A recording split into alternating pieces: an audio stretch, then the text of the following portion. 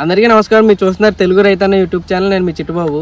నా వెనక కనిపిస్తుంది కంది తోట అండి, కంద పంట. ఈ ఊరు వచ్చేసి తూర్పుగోదావరి జిల్లా కొత్తపేట మండలానికి చెందిన ఊరండి ఇది. ప్రస్తుతం నా వెనకాల కనిపిస్తుందంటే అదే తోట. కొన్ని సంవత్సరాల నుంచి తోట పండిస్తూ లాభం సంపాదిస్తున్న బల్లా వెర్రే గారు, రైతు గారు మనతో ఉన్నారు. ఎన్ని సంవత్సరాల నుంచి పంట సాగు చేస్తున్నారు, అలాగే ఎంత ఖర్చు అవుతుంది, ఎంతవరకు లాభం వస్తుందని మనకి ఈరోజు ఈ పంట గురించి ఆయన అడుగుదామండి. ఆయన చెప్పే ప్రయత్నం చేస్తారు. నమస్కారం అండి వీరయ్య గారు. చెప్పండి, మీరు ఎన్ని సంవత్సరాల నుంచి వ్యవసాయం చేస్తున్నారు?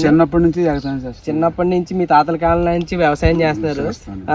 చెప్పండి, ఈ కంద ఎన్ని ఎకరాల్లో పండిస్తున్నారండి మీరు? నేను సంవత్సరానికి వచ్చి 5 ఎకరాలు 6 ఎకరాలు కంద వేస్తానండి. 5 ఎకరాలు 6 ఎకరాలు కందే పండిస్తారు. అలాగే ఈ పంట పండించిన కాడి నుంచి తీసుకోవాల్సిన జాగ్రత్తలు ఏంటి?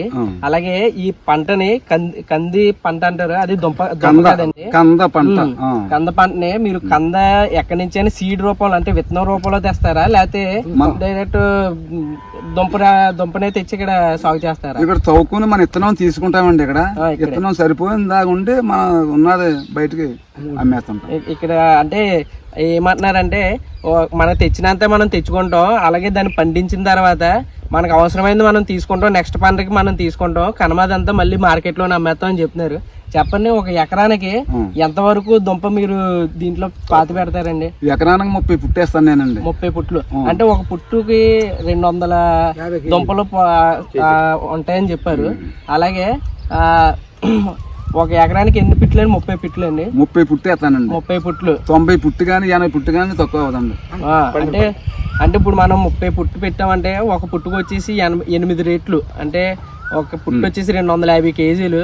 అలాంటిది మనకు ఒక పుట్టుకు వచ్చేసి 100 కేజీలు రావచ్చు. అలాగే అంటే 80% అంటే 800 కేజీలు, 700 కేజీలు, 600 కేజీలు అలా తెక్కుకుంటూ వస్తుంది. ఎక్కువ బాగా పండినప్పుడు మాత్రం 800 కేజీల వరకు వస్తుంది అని చెప్తున్నారు ఈయన. అలాగేనండి, ఇప్పుడు మనం ఈ పంట వేసిన కాడి నుంచి మనకి ఎన్ని రోజులకి మనకి పంట చేతికి వస్తుందండి? మనకి 8 నెలలు పడుతుందండి. తవ్వినప్పటికండి మనం 1వ నెల వేసామనుకోండి, 1వ నెల 7వ నెలలో తవ్వచ్చు. సుమారు ఒక 6 నెలల నుంచి 8 నెలల వరకు టైం అవుతుందని చెప్పారు. అలాగే మనం ఈ పంట వేసిన కాడి నుంచి తీసుకోవాల్సిన జాగ్రత్తలు ఏంటండి? మనం నీరు పుసపరగా ఉండాలండి.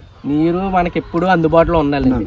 5-6 సార్లు మందు పెట్టాలండి. మందు అంటే ఏ రకం మందులు వాడతారండి?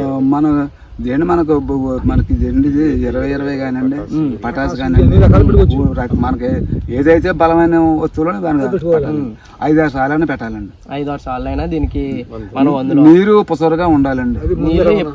నీళ్లు మాత్రం ఎప్పుడు దీనికి మనం అందుబాటులో ఉండించుకోవాలి. అప్పుడు ఈ పంట బాగా పండుద్ది అని మన ఆయన చెప్తున్నారు. అలాగే ఇప్పుడు మనం ఇక్కడ ఎంతమంది వరకు పని చేస్తారండి రోజు? రోజు చేయక్కర్లేదండి. దీనికి రోజు 10 రోజులకు ఒకసారి నీరు పెట్టాలండి. ఇందులో కలుపులు కూడా తీయాలండి. కలుపులండి.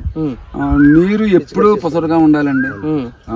పెట్టుబడి కూడా చాలా అవుద్దండి. అయితే ఇప్పుడు మీరు ఒక పుట్టు బయట నుంచి కొనుక్కు రావాలన్నారు. ఒక పుట్టుకు వచ్చేసి మీకు 250 కేజీలు అన్నారు. ఒక పుట్టు బయట నుంచి తెచ్చినప్పుడు మీకు ఎంత ఖర్చు అవుద్ది? 8 వేలు కానీ 9 వేలు కానీ అవుతుంది. 8 నుంచి 9 వేలు వరకు ఖర్చు అవుద్ది. ఒక ఎకరానికి సుమారు మీరు ఎంత వరకు పెట్టుబడి అవుతుంది? చూడండి, ఒక ఎకరానికి వచ్చి 30,000 దాకా అవుతుంది. అలాగే ఒక ఎకరానికి వచ్చేసి ఈ దుంప 800 కేజీలు వస్తుంది అన్నారు. అలాగే ఈ 1 కేజీ వచ్చి మార్కెట్లో ఎంత రేటు వరకు పెరిగే అవకాశం ఉంది? మనకి ఈ రేట్ అని మనం చెప్పలేదు. అంటే మార్కెట్ రేట్ని బట్టి నిరుడు 10,000 అమ్మింది అండి ఒక పుట్టు. అంటే పుట్టు అంటే 250 కేజీలు 10,000 వరకు వెళ్ళిందని చెప్పారు. అంటే మార్కెట్ రేట్ని బట్టి అమ్మకం జరుగుతుంది అని చెప్తారు. ఒక్కోసారి తక్కువ ఉంటుంది అంటున్నారు, ఇంకోసారి ఎక్కువ ఉంటుంది అని చెప్తున్నారు మీరు. మార్కెట్ అలాగే ఇప్పుడు మీరు ఎరువులు కాకుండా రసాయనాలు ఏమైనా వాడతారా? అంటే ఈ మన మందులు ఏమైనా వాడతారా? మందులు కూడా కొట్టాలా? అంటే దీనికి పంటకి ఏమైనా ఎక్కువ నష్టం కలిగించేది ఏమైనా ఉందా అంటారా మనకి? ఇప్పుడు ఎక్కువగా కొట్టిన షెడ్ అండి. అది ఎక్కువగా ఏంటంటే కొద్దిగా మందు కొట్టాను నేను ఇప్పుడు దీనికండి. ఇప్పుడు ఆలయంతనమాట. ఇప్పుడు ఏంటి ఇంత మందు కొట్టాను, ఇలా ఇంత కొట్టకూడదండి ఆలయంతన అన్నమాట. అంటే లేబర్ ఖర్చు కలుపు అయితే ఎక్కువ అయిపోతుంది కదండి. అవునండి. దాని మీద అంటే మనం తీసుకోవాల్సిన జాగ్రత్తలు ఏంటంటే దీనికి ఎక్కువ మనుషులతో పనే అవసరం లేదు.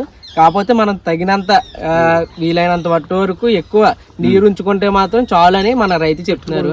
అలాగే ఇది మార్కెట్ రేట్ని బట్టి ధర పలుకుతుందని చెప్తారు. ఇంత చక్కటి సమాచారం ఇచ్చిన మన ఎర్రయ్య గారికి నమస్కారం.